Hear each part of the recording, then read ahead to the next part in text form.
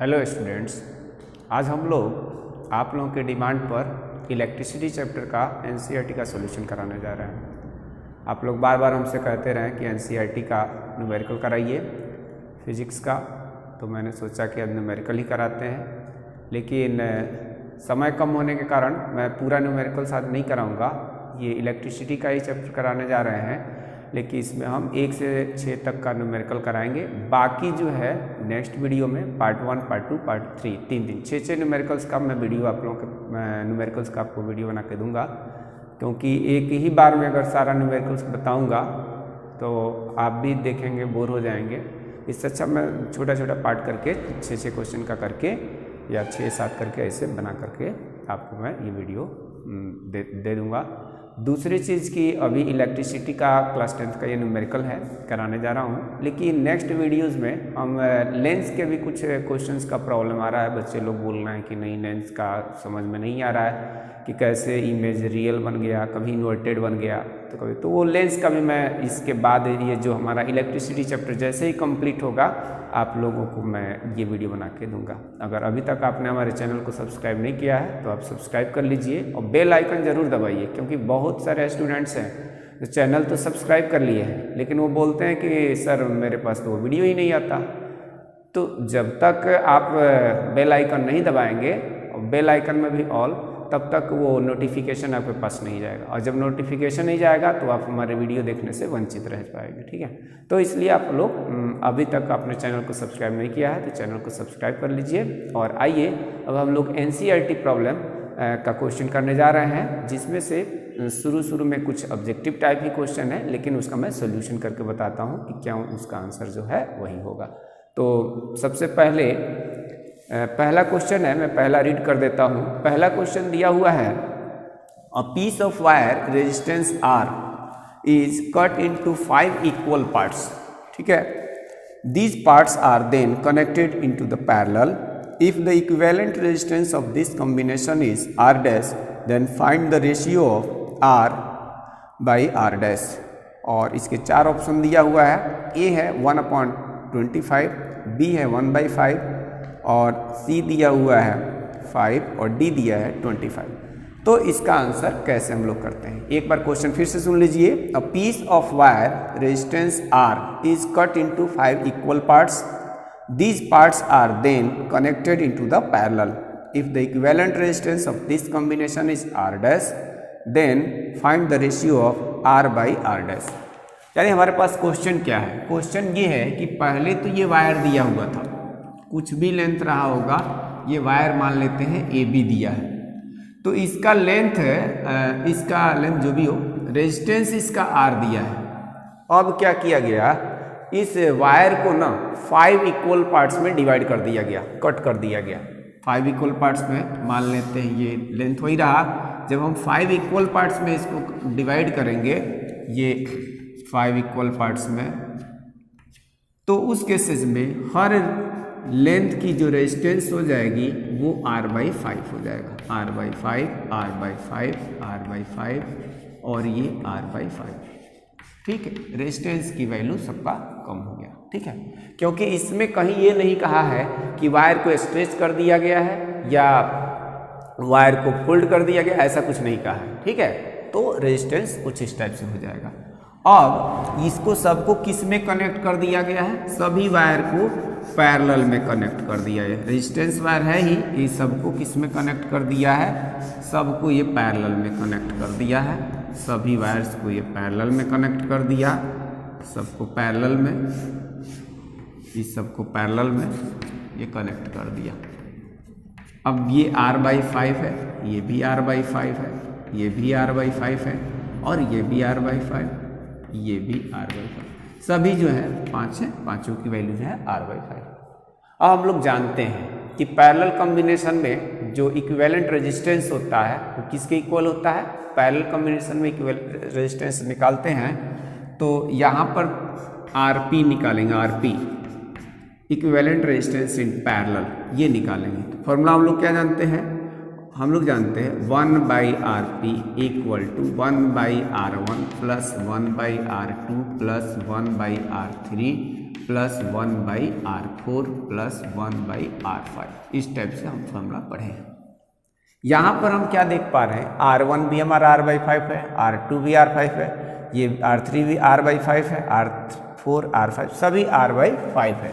तो यहाँ पर वैल्यू रखेंगे 1/R/5 plus 1/R/5 plus 1/R/5 plus इधर भी वही चीज़ रखा जाएगा R/5 प्लस 1/R/5।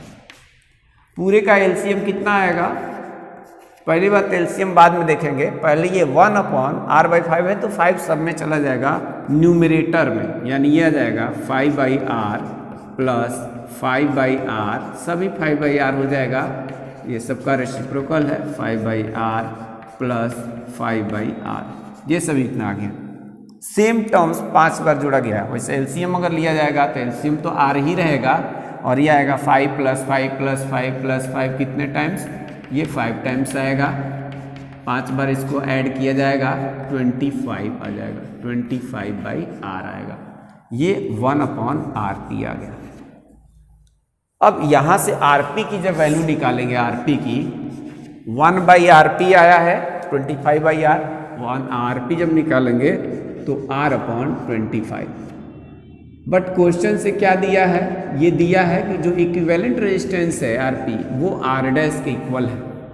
तो जब R' के इक्वल है तो हम लोग इसके जगह पर क्या लिख लेंगे R', यानी R' की वैल्यू आ गया R/25। ठीक है, R' इक्वल टू R/25 आ गया। तो यहाँ से हम क्या करेंगे, हमें किसकी वैल्यू निकालना है, हमें वैल्यू निकालना है R/R' की। तो R इधर है ही, इसको मैं राइट हैंड साइड में ले जाऊंगा तो ये R' हो जाएगा और ये 25 इधर लेफ्ट में जाएगा, डिवाइड में है तो मल्टीप्लाई हो जाएगा, देयरफॉर R/R' इक्वल टू 25। तो ये हमारे पास वैल्यू निकल के आ गया। तो ये हमारा आंसर आया कि जो हमारा ओरिजिनल रेजिस्टेंस R था और जो 5 इक्वल पार्ट्स में उसको कट करके और तब उसको जब जोड़ा गया तो उनके बीच का जो हमारा रेजिस्टेंस का रेशियो आ गया वो 25 आया, इसलिए हमारा आंसर जो है इसका डी पार्ट सही है। ठीक है, नेक्स्ट क्वेश्चन करते हैं। नेक्स्ट क्वेश्चन हमारा क्या है, नेक्स्ट क्वेश्चन दिया है which of the following terms does not represent electrical power in the electrical circuit. अब देखिए इसमें ऑब्जेक्टिव है, पूरा का पूरा ऑब्जेक्टिव है, 4 ऑप्शन दिया है। कौन कौन से 4 ऑप्शन दिया है, क्वेश्चन नंबर 2 है। 2 में ये कह रहा है कि ये इसमें से कौन सा टर्म जो है इलेक्ट्रिकल पावर को रिप्रेजेंट नहीं करता है। ए पार्ट दिया है, ए ऑप्शन है I²R, बी ऑप्शन दिया हुआ है IR², सी ऑप्शन दिया हुआ है VI और डी ऑप्शन दिया हुआ है V²/R। ये 4 ऑप्शन दिया है और इसमें से पूछा है कि कौन सा फॉर्मूला पावर का नहीं होता है। ठीक है, तो आइए इसको देखते हैं। हम लोगों ने ये पढ़ा है कि P = V/I होता है, ये तो पढ़े हैं, ये हम लोग जानते हैं। ठीक है, तो VI एक टर्म है, यानी ये हमारे पास C तो होगा ही कि ये पावर का फॉर्मूला है। फिर क्या हो गया, इसके बाद हम लोग ये भी पढ़े हैं V = IR, ये कहाँ से पढ़े हैं, ये by Ohm's law. Ohm's law से हम लोग पढ़े हुए हैं कि ये क्या होता है V = IR। अगर हम ये वैल्यू V की इसमें रख दें तो देयरफॉर P कितना हो जाएगा, V के जगह IR रखा इंटू I रखा तो ये आ गया I × I² ठीक है, यानी पावर का फॉर्मूला जो है I² भी होता है, ये भी होता है I², सॉरी ये वाला I²।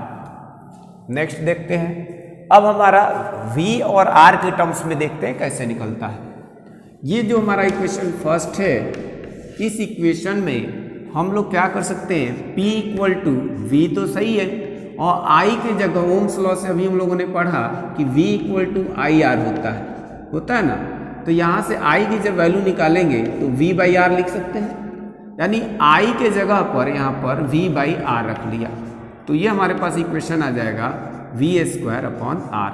तो पावर का फॉर्मूला हमारे पास V² R भी आ गया। इस तरह से हम क्या देख पा रहे हैं, इक्वेशन इसको थर्ड मान लेते हैं, फर्स्ट सेकेंड थर्ड, इन तीनों से क्या लिखा जा सकता है, from equation first second and third. यहाँ से हम क्या लिख सकते हैं, यहाँ से हम लिख सकते हैं कि P जो होता है V इंटू आई के भी इक्वल होता है, I² R के भी इक्वल होता है और V² अपॉन R के भी इक्वल होता है। कहने का मतलब VI वाला ऑप्शन भी सही है, V² अपॉन R भी सही है और ये I² R भी सही है, यानी ये सभी जो है पावर का फॉर्मूला होता है। तो कौन सा नहीं होता है, यानी D। यानी इसका जो है क्वेश्चन में ये पूछा था which is not the equation of power, ये पावर का कौन सा फॉर्मूला नहीं है, तो IR²। इसलिए इसका आंसर आ जाएगा D IR², यानी IR² जो है पावर का फॉर्मूला नहीं होता है। ठीक है, आइए नेक्स्ट। तो हमारा नेक्स्ट क्वेश्चन क्या है, क्वेश्चन नंबर 3 एनसीईआरटी सॉल्यूशन ही कर रहे हैं। क्वेश्चन दिया है an electric bulb is rated 220 volt and 100 watt when it is operated on 110 volt the power consumed will be 100 watt, 75 watt, 50 watt और 25 वाट। ये 4 ऑप्शंस दिया है। अब इसमें देखना ये है कि देखिए क्या करते हैं बच्चे, इसमें क्या करते हैं और आप क्या सोच रहे हैं, ये हम दोनों बता रहे हैं। बच्चे सबसे पहले क्या करेंगे, देखते हैं, चलो वोल्टेज तो दिया है, वोल्टेज दिया है और पावर दिया है, तो V और P के हिसाब से P = V वाला फॉर्मूला लगा करके और उससे करंट की वैल्यू निकाल लेते हैं। और जब करंट निकल जाता है तब क्या करते हैं, ये वाला वोल्टेज लेके और तब पावर निकाल देते हैं, जो कि बिल्कुल गलत है। गलत क्यों है, क्योंकि ये गलत इसलिए है क्योंकि इस रेटिंग का मीनिंग ही जब मैंने पढ़ाया था तो समझाया था कि रेटिंग का मतलब ये होता है, जैसे यहाँ पर 220 वोल्ट 100 वाट लिखा है, इसका मतलब ये हुआ है कि जब हम इस बल्ब को 220 वोल्ट पर ऑपरेट करेंगे तब जाकर के ये 100 वाट एनर्जी कंज्यूम करेगी। कहने का मतलब पर सेकेंड 100 जूल एनर्जी कंज्यूम करेगी। अगर हम इस वोल्टेज को 220 से ज़्यादा कर दें, 300 कर दें, 400 कर दें, 500 कर दें, तो ये जो हमारा वाटेज है यानी पर सेकंड जो एनर्जी का कंजप्शन है वो भी बढ़ जाएगा। इसी तरीके से अगर हम इस वोल्टेज को कम कर देंगे ना तो हमारा ये जो पावर का कंजप्शन है पर सेकंड वो भी कम हो जाएगा। इसका मतलब जब वोल्टेज हम कम ज़्यादा कर रहे हैं तो पावर का कंजप्शन तो कम ज़्यादा होगा, साथ ही V = IR होता है, यानी वोल्टेज को कम ज़्यादा करेंगे तो हमारा करंट क्या होगा, करंट भी कम ज़्यादा होगा, वो भी चेंज होगा। तो आपने कैसे ये कर लिया कि 220 वोल्ट लिया, 110 वाट लिया, इससे करंट निकाला और इससे करंट निकाल के फिर 110 पे कर दिया, उससे आंसर गलत आ जाता है। ठीक है, तो 220 वोल्ट पर करंट उतना नहीं देगा जितना 110 वोल्ट पे देगा, यानी करंट चेंज होता है, वैरी होगा, और जब करंट चेंज होगा, वैरी करेगा, तो उस केसेज में क्या करना है, उस केसेज में आपको जो है करंट नहीं निकालना होता है, रेजिस्टेंस जो होता है ना वो फिक्स्ड रहेगा, वो चेंज नहीं होगा। तो इस क्वेश्चन को कई बुक्स में देखेंगे सॉल्यूशन अलग अलग दे रखा है, लेकिन आप भूलिए नहीं, अगर वो करंट निकाल के तब उसका आंसर ला के दिखाते हैं तो वो गलत है। गलत इसलिए है क्योंकि वोल्टेज चेंज करेंगे करंट भी चेंज हो जाएगा और इसलिए वो गलत है। यहाँ पर क्या है, यहाँ पर आप वोल्टेज को कम किए हैं, चाहे वोल्टेज को बढ़ाएं, कुछ भी किए हैं, रेजिस्टेंस आपका वैरी नहीं करता, रेजिस्टेंस फिक्स रहता है। इसलिए इस क्वेश्चन में हम रेजिस्टेंस को पहले निकालेंगे और रेजिस्टेंस निकाल करके इस रेटिंग से तब हम लोग 110 वोल्ट पर फिर उसका पावर निकाल देंगे, वो जो आंसर आएगा वही इसका करेक्ट आंसर होगा। तो यहाँ देखते हैं, सबसे पहले ये जो बल्ब पर रेटिंग दिया है, कई लोग रेटिंग का मतलब ही नहीं समझ पाते हैं। अब ये V लिखा है 220 V का मतलब क्या, 220 वोल्ट, 100 वाट, वाट किस चीज़ का यूनिट होता है, पावर का, यानी ये पावर दिया है और ये वोल्ट दिया है। तो यहाँ हम इसका सॉल्यूशन लिखेंगे। सॉल्यूशन क्या है कि V = दिया है 220 वोल्ट, 220 वोल्ट हो गया और पावर हो गया इसका 100 वाट, और इससे मैंने क्या बोला कि इससे रेजिस्टेंस निकाल लेंगे इस बल्ब का, जो रेटिंग दिया है उससे हम रेजिस्टेंस निकाल लेंगे। और रेजिस्टेंस कैसे निकलेगा, अभी हम लोगों ने कई फॉर्मूला पढ़ा, अभी पढ़ा कि P equal to V square upon R भी होता है, अभी पढ़ा था जस्ट। तो इससे R की जब वैल्यू निकाला जाएगा तो R इक्वल टू कितना आ जाएगा, R को इधर भेज देते हैं तो ये आ जाएगा V square upon P। V की वैल्यू कितना है, 220 है, तो 220 का होल ऑफ स्क्वायर लिखा है, यानी उसको 2 टाइम्स हम मल्टीप्लाई कर देते हैं। और P दिया है पावर 100 वाट, तो ये 100 लिख दिया। ये रेजिस्टेंस है, जब इसकी यूनिट वोल्ट और इसकी वाट लिखेंगे तो इस रेजिस्टेंस की यूनिट ओम आ जाता है। जहाँ से इसको कैंसिल करेंगे तो ये आ जाएगा 22 इंटू 22, ये 484 ओम आ जाता है। अब ये जो रेजिस्टेंस है बल्ब का, ये वैरी नहीं करेगा। तो अब जब रेजिस्टेंस हमने निकाल ही लिया है और फिर नया जो हमारे पास वोल्टेज दिया है ना, वो 110 वोल्ट दिया है, यानी V डैश इक्वल टू अब दे रखा है 110 वोल्ट, और हमारे पास रेजिस्टेंस दिया है 484 ओम। तो V डैश दिया है, R दिया है, और अब क्या पूछा है, पावर। तो अभी पावर का फॉर्मूला P इक्वल टू, यहाँ P equal to V square upon R होता है, P equal to V square upon R. तो V के जगह हम V डैश स्क्वायर कर देंगे अपॉन R कर लेंगे, और यहाँ V डैश की जो वैल्यू है 110 इंटू 110 लिख लेंगे, और डिवाइडेड बाई रेजिस्टेंस के जगह 484 लिख लेंगे। अब इसको कैंसिल कर लेते हैं, ये 11 से इसको कैंसिल किया जाएगा ना, 10 टाइम्स है, 10 टाइम्स में जाएगा, और इसको करेंगे 11 4 जा 44, और यहाँ 4 बचेगा, और ये 4 44 हो जाएगा, तो 11 4 जा 44। फिर इसको हम 11 से कैंसिल करेंगे, 11 4 जा 44, और इसको 11 से कैंसिल करेंगे 10। अब ये 10 इंटू 10 कितना होता है, 100, और डिवाइडेड बाई ये 4 कर लिया, तो यहाँ से ये P डैश की जो वैल्यू आया, यानी जो न्यू पावर आया, इसको कैंसिल करेंगे, 25 4 जा 100 होता है, तो 25 ये वाट आ गया। तो यही हमारा आंसर है, ठीक है, यानी सही ऑप्शन इसका ये हो गया आंसर डी। ठीक है, अगर आप क्या करते, करंट को निकाल करके और तब इसको करते ना, आंसर गलत आता है, वो शायद 75 आता है जहाँ तक। ठीक है, तो आप वैसे मत कीजिएगा, वैसे करेंगे गलत हो जाएगा। ठीक है, कई लोग पूछते हैं कि हम आखिर आई निकाल कर क्यों नहीं करेंगे, तो भाई इसलिए नहीं करेंगे क्योंकि वोल्टेज तो आपका चेंज हो जाए, वोल्टेज बदलेगा तो उस हिसाब से करंट भी बदलेगा, लेकिन क्या चीज़ फिक्स्ड रहता है, वोल्टेज बदल दीजिए, कुछ भी कर दिया, आपका रेजिस्टेंस नहीं बदलता है। तो इसलिए रेटिंग जब दिया हो और इस तरह के क्वेश्चन दिया जाए, वोल्टेज को चेंज करके तब उसको ऑपरेट किया जाए, तो वहाँ पर आप रेजिस्टेंस निकालेंगे, हर बार रेजिस्टेंस निकालेंगे, याद रख लीजिए। ठीक है, तो हमारा नेक्स्ट क्वेश्चन क्या है, नेक्स्ट क्वेश्चन ये है, ये सिंपल सा है, क्वेश्चन नंबर 5।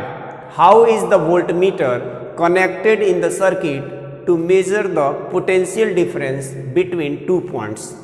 जैसे क्या होता है, जैसे हम लोग घरों में जो स्विच जोड़ते हैं ना, स्विच, तो जो स्विचेज होते हैं वो सीरीज में जोड़ता है। सीरीज में कैसे बताते हैं, सीरीज पहले जैसे 2 तार होता है, एक हमारा न्यूट्रल वायर हो गया और एक लाइव हो गया, तो लाइव वायर को ही काट करके, और जो स्विच में 2 अलग अलग पॉइंट होते हैं, स्क्रू होता है, उसमें से एक तार एक साइड में जोड़ते हैं, दूसरा वायर दूसरे साइड में जोड़ते हैं। ठीक है, वो सीरीज कॉम्बिनेशन हुआ। करंट हमेशा मेजर होता है सीरीज कॉम्बिनेशन। ठीक है, करंट हमको जब मेजर करना होता है तो किस में होता है, सीरीज में, यानी एक वायर काटिए, उसके बाद 2 उसके एंड्स निकलेंगे, वो स्विच के एक तरफ कसिए, दूसरा वायर दूसरी तरफ जोड़िए। ऐसा नहीं कि स्विच में एक प्लस वाला जोड़ दें, यानी एक न्यूट्रल वाला जोड़ दें, और एक क्या कर दें, फेज वाला। फेज और न्यूट्रल अलग अलग ला करके स्विच में नहीं जोड़ते हैं। स्विच का काम होता है सर्किट को क्या करना, ब्रेक करना और सर्किट को कनेक्ट करना। तो अगर हम लोग ऐसा करेंगे, ब्रेक में तो कोई दिक्कत नहीं है, लेकिन जब कनेक्ट करेंगे, यानी स्विच को जब ऑन करेंगे और एक प्लस से जुड़ा है, एक माइनस से जुड़ा है, यानी एक फेज वायर जुड़ा है, एक न्यूट्रल जुड़ा है, तो उसके जगह शॉर्ट सर्किट हो जाएगा। ठीक है, तो स्विचेस जोड़े जाते हैं सर्किट, किसी भी इलेक्ट्रिकल सर्किट में सीरीज में, और जो हमारा वोल्ट मीटर होता है उसमें भी एक प्लस एक माइनस होता है, यानी एक फेज होता है, एक न्यूट्रल होता है, तो हम उसको जोड़ते हैं पैरेलल में। ठीक है, तो हमारा नेक्स्ट क्वेश्चन यही था, how is the volt meter connected in the circuit to measure the potential difference between the 2 points. सही आंसर है पैरेलल। नेक्स्ट जो क्वेश्चन है, यही हमारा लास्ट क्वेश्चन भी है इस वीडियो का। ये वीडियो 1 है, वीडियो 2 में हमारा जरूर इसके आगे का क्वेश्चन 7 से लेकर के 12 तक देखिए, फिर उसके बाद मैं लास्ट 16 17 तक जो भी लास्ट इसके क्वेश्चन है, पेज नंबर हमारा है कौन सा 221 एनसीईआरटी सॉल्यूशन स्पेशल। तो इस इलेक्ट्रिसिटी चैप्टर का हम एक थर्ड वीडियो बनाएंगे, तो इसलिए इसका ये हमारा लास्ट क्वेश्चन है, इसको समझते हैं। इस क्वेश्चन में कहाँ पर दिक्कत आती है, शुरू में भी मैंने बताया था कि न्यूमेरिकल अगर आपको सॉल्व करना है तो सबसे पहले जो हमारे फिजिकल क्वांटिटीज होनी चाहिए ना, वो सेम यूनिट्स में होना चाहिए। दूसरा चीज़ क्या क्या दिया है, कई लोगों को यही नहीं समझ में आता है। तो आप यहाँ देखिए ना, अभी यहाँ पे क्या होता है, a copper wire has diameter 0.5 mm, यानी डायमीटर दे रखा है। अब डायमीटर दिया है तो हम वहाँ रेडियस नहीं लिख सकते, डायमीटर लिखेंगे। सॉल्यूशन में इसका क्या है, ये डायमीटर तो हम पूरा नहीं लिख देते हैं, diameter of the wire short में लिख देता हूँ डायमीटर, डी से रिप्रेजेंट कर दिया, और 0.5 mm दिया है। किस में दिया है, मिलीमीटर में। और मिलीमीटर को हम किस में कन्वर्ट करेंगे, मीटर में। तो एक मिलीमीटर को अगर मीटर में कन्वर्ट करना है, आप दो तरीके से समझ सकते हैं। मिलीमीटर है, सेंटीमीटर पहले कन्वर्ट कर लीजिए तो 10 से डिवाइड करिए, जब सेंटीमीटर आएगा तो फिर 100 से डिवाइड कर लीजिए, या डायरेक्ट 0.5 इंटू 10⁻³ कर दीजिए, मीटर में कन्वर्ट हो गया। मीटर में तो आ गया, ठीक है। कई लोगों को पॉइंट से भी डर लगता है, तो चलिए हम इस पॉइंट को भी हटा देते हैं। कैसे हट जाएगा, 0.5 है ना, इसको 5/10 लिख सकते हैं, 5/10, और 5/10 इंटू 10⁻³ आप चाहे तो इसको कैंसिल भी कर सकते हैं, चलिए कैंसिल कर देते हैं। नहीं चाहते तो फिर इसको पावर में ले जाते हैं, तो ये 1/2 आ गया, 1/2 इंटू 10⁻³ मीटर। ये क्या निकला, अभी ये हमारा डायमीटर ही दिया है। लेकिन जो रेजिस्टेंस का फॉर्मूला होता है, रेजिस्टेंस का फॉर्मूला क्या होता है, R = ρL/A पढ़े हैं, R = ρL/A पढ़े हैं। तो इसमें हमारे पास क्या होना चाहिए, लेंथ, यानी लेंथ चाहिए कंडक्टर का, रेजिस्टिविटी चाहिए, और एरिया ऑफ क्रॉस सेक्शन चाहिए। एरिया ऑफ क्रॉस सेक्शन का फॉर्मूला क्या होता है, A = πr², जहाँ पे R क्या होता है, रेडियस ऑफ द वायर होता है। जैसे अभी चौक तो उतना पूरा वो नहीं है, फिर भी है लगभग सर्कुलर। तो यहाँ पर क्या बन रहा है ना, सर्किल बन रहा है इस तरफ, यहाँ पे ये सर्किल बन रहा है, ये सर्किल। तो इस सर्किल बन रहा है, तो इसका हम डायमीटर जब लेंगे, डायमीटर तो वो D से रिप्रेजेंट कर देंगे, और रेडियस लेंगे तो R से। रेडियस क्या होता है, डायमीटर का हाफ होता है। तो इसलिए यहाँ पे क्या करेंगे, यहाँ पे रेडियस = D/2 लिख लेंगे, और जब D/2 करेंगे तो रेडियस निकल जाएगा। उसके बाद यहाँ पर देख रहे सरफेस बन रहा है, तो ये हमारा एरिया ऑफ क्रॉस सेक्शन भी कहलाता है। D यहाँ निकाले हैं, वहाँ थोड़ी है, यहाँ देख लेते हैं। अब देयरफॉर यहाँ करके हम रेडियस = D/2 लिखेंगे, तो D की वैल्यू निकला है 1/2, और उसका भी हाफ करेंगे ना, 1/2 तो है ही, 10⁻³ मीटर, इसका भी हाफ किया जाएगा, तो ये 2 नीचे चलाएगा, 1/4 इंटू 10⁻³ मीटर हो जाएगा। तो ये हमारे पास क्या निकल गया, रेडियस निकल गया। अब जब हमारे पास रेडियस निकल गया तो हम एरिया ऑफ क्रॉस सेक्शन को बहुत इजीली फाइंड आउट कर सकते हैं। तो हम इस क्वेश्चन को अब इधर मिटा देते हैं, आप लोग क्वेश्चन तो पढ़ ही लिए होंगे, इसको मिटा करके और इसका हम एरिया ऑफ क्रॉस सेक्शन क्या करते हैं, निकाल देते हैं। एरिया ऑफ क्रॉस सेक्शन निकाल देते हैं। एरिया ऑफ क्रॉस सेक्शन यहाँ पे कैसे निकलेगा, area of cross section, area of cross section, area of cross section को ए से रिप्रेजेंट करते हैं, और ये πr² हो गया। पाई की वैल्यू आप 22/7 में ले सकते हैं, 3.14, हम 3.14 लेके कर देते हैं कैलकुलेशन लीजिए। रेडियस की वैल्यू यहाँ पर निकला है 1/4 इंटू 10⁻³ मीटर, इसका होल ऑफ स्क्वायर किया जा सकता है। अब यह आ जाएगा 3.14 इंटू 10⁻, ये पावर का पावर हो मल्टीप्लाई होता है, 10⁻6 हो गया, और ये जो 4 का स्क्वायर करेंगे 16 आ जाएगा, और ये मीटर स्क्वायर। ये हमारे पास एरिया ऑफ क्रॉस सेक्शन की वैल्यू निकल आई। यहाँ तक समझ में आया कि नहीं आया? अगर आ गया तो आगे बढ़ते हैं। क्या क्या दिया था, अभी हमने डायमीटर पढ़ के फिर रेडियस का उसका हाफ कर लिया। आगे मैं क्वेश्चन पढ़ता हूँ। आगे क्वेश्चन ये दिया हुआ है, A copper wire has the diameter 0.5 mm and resistivity 1.6 into 10 to the power 8 ohm meter. Resistivity दिया है, रेजिस्टिविटी रो दिया हुआ है, रो से डिनोट किया जाता है, ये दिया है 1.6 into 10 to the power minus का 8 और ओम मीटर, ये इतना दिया। रेजिस्टिविटी दे दिया है, ये दिया है, और क्या दिया है आगे फिर पढ़ते हैं। What will be the length of this wire to make the resistance 10 ohm, यानी रेजिस्टेंस भी दे रखा है, रेजिस्टेंस आर दिया है, 10 ओम दिया है। अब पूछा है what will be the length of the wire to make this resistance, यानी 10 ओम रेजिस्टेंस बनाने के लिए वायर की लेंथ कितनी होगी, क्या उसकी जरूरत पड़ेगी, L equal to question mark, ये पूछ रहा है। ठीक है, तो इसको हम लोग निकालने के लिए क्या करेंगे, अभी हम लोगों ने फॉर्मूला पढ़ा, यहाँ से इसकी भी वैल्यू निकाल चुके हैं, एक बार देख लीजिए आप लोग। डायमीटर दिया था 0.5 mm को हमने मीटर में कन्वर्ट करने के लिए 10 पावर 3 से डिवाइड किया या 10 टू पावर -3 से मल्टीप्लाई आ गया, मीटर में आ गया, क्योंकि यूनिट मिलीमीटर में दिया है, हम लोग सभी यूनिट्स लेते हैं एम के सिस्टम में। फिर इसको पॉइंट से भी डर लगता है कई लोग, तो 5/10 लिख लिया, चाहे तो आप 10 उधर भेज सकते थे, लेकिन हमने 5 से इसको कैंसिल किया, 1/2 आ गया। अब रेडियस जो होता है डायमीटर का हाफ होता है, तो d/2 कर लिया, 1/2 इंटू 10 पावर -3 मीटर था, इसमें 2 से डिवाइड किया, 1/4 इंटू 10 पावर -3 मीटर आ गया। यहाँ तक क्लियर हो गया होगा। अब रेडियस भी निकल गया, और इस रेडियस से हम लोग क्या निकालिए, एरिया ऑफ क्रॉस सेक्शन भी निकाल लिया। रो दिया है, आर दिया है, एल पूछा है। क्या फॉर्मूला होता है, बाई यूजिंग, जो भी आप फॉर्मूला यूज कर रहे हैं उसका जरूर मेंशन करिए कि कहाँ से आया। बाई यूजिंग फॉर्मूला, कौन सा फॉर्मूला हम लोग यूज कर रहे हैं, हम लोग R equal to rho L upon A, ये फॉर्मूला यूज कर रहे हैं। अब इससे हमको निकालना क्या है, हमें निकालना है L की वैल्यू। तो यहाँ से L की वैल्यू, दिस इंप्लाइज दैट, इधर ही लिख लिया, नीचे भी लिख सकता हूँ मैं।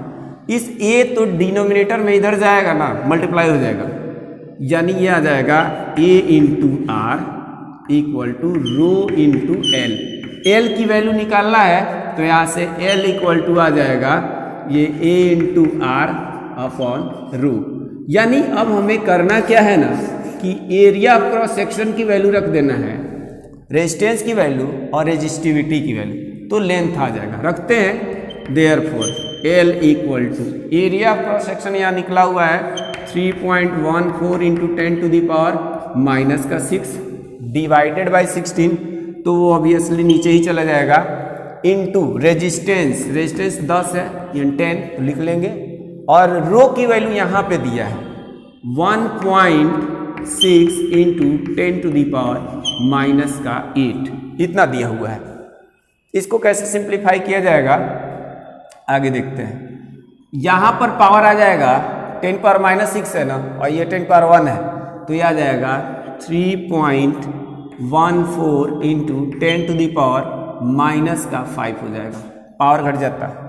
यहाँ पर कितना है, 10 टू दी पावर है ये 116 into 10 to the 1.6 into 10 to the power -8 है। ठीक है, अब ये टर्म जो है ना, ये -8 वाले को ऊपर भेज देते हैं, L इक्वल टू आएगा 3.14 और डिवाइडेड बाई ये 16 इंटू 16 करेंगे, यानी 16 इंटू 1.6 256 आता है, यानी 2 को इसको कैलकुलेट करेंगे तो इसको डिवाइड करने के बाद ये 0.1265 इंटू 10 की पावर 3 मीटर आ जाएगा। इसको और मीटर को इधर भगाएंगे, ये आएगा 22.65 इतना मीटर आ जाएगा।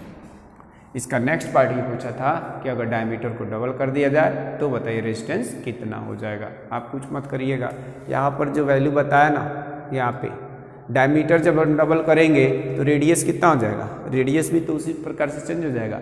सेम वैल्यू रख कर सिंप्लीफाई कीजिएगा, अगर नहीं होता है तो मैं फिर से इसको आपको बता दूंगा। ठीक है, वीडियो देखने के लिए धन्यवाद। नेक्स्ट वीडियो में मिलते हैं आगे का सॉल्यूशन लेकर, क्वेश्चन नंबर 7 से लेकर के उसके आगे तक इसी चैप्टर का वीडियो। तब तक हमारा वीडियो देखते रहिए। अगर किसी तरह का कोई भी प्रॉब्लम हो, समझने में कोई भी दिक्कत आ रही हो, तो आप हमारे कमेंट बॉक्स में ज़रूर लिखिए। और हाँ, चैनल सब्सक्राइब अगर आप कर रहे हैं तो करने के बाद बेल आइकन तो ज़रूर दबाइए, अदरवाइज़ आपको कोई नोटिफिकेशन नहीं मिलेगा। एक बार फिर से आपको वीडियो देखने के लिए